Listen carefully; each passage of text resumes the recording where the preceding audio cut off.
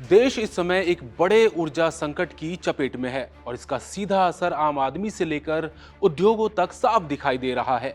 Middle east में जारी युद्ध ने भारत में एलपीजी सप्लाई को बुरी तरह से प्रभावित किया है, जिसके चलते कई राज्यों के हालात चिंताजनक हो चुके हैं। कई राज्यों में पैदा हुए संकट से मजदूरों के सामने पलायन की मजबूरी है। राजस्थान में फैक्ट्रियां बंद हो रही है। आइए जानते हैं इस एलपीजी संकट की पूरी कहानी। नमस्कार, मैं हूं आदित्य।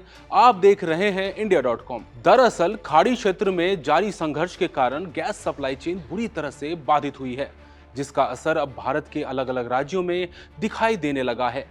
राजस्थान, महाराष्ट्र और गुजरात जैसे राज्यों में एलपीजी की भारी कमी ने उद्योग और जनजीवन दोनों को प्रभावित किया है। राजस्थान में हालात सबसे ज्यादा गंभीर नजर आ रहे हैं। यहां कॉमर्शियल एलपीजी की कमी के चलते कपड़ा, मार्बल और केमिकल फैक्ट्रियां बंद होने लगी है।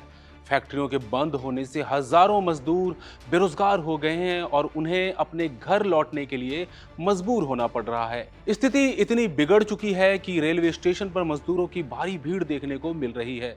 जयपुर और अजमेर जैसे शहरों में ट्रेन पकड़ने के लिए मजदूरों के बीच मारामारी तक की नौबत आ गई है। मुंबई की बात करें तो यहाँ एलपीजी सिलेंडर के लिए लंबी लंबी कतारें लग रही हैं। हालात ऐसे हैं कि जहां पहले सिलेंडर 900 से 1000 रुपए में मिल जाता था, वहीं अब ब्लैक मार्केट में इसकी कीमत 2500 से 3000 रुपए तक पहुंच गई है। गुजरात के सूरत में भी हालात अलग नहीं हैं।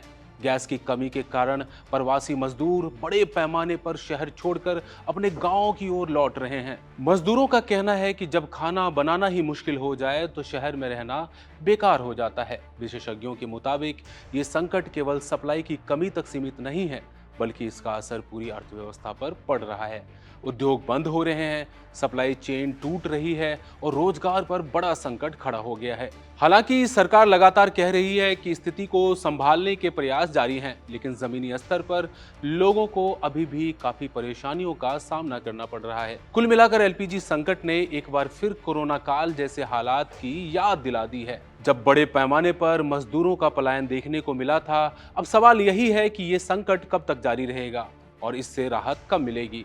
फिलहाल जरूरत है सतर्क रहने की और इस संकट से निपटने के लिए ठोस कदम उठाने की, ताकि आम लोगों और मजदूरों को राहत मिल सके। अभी के लिए बस इतना ही। बने रहिए इंडिया.com के साथ। शुक्रिया।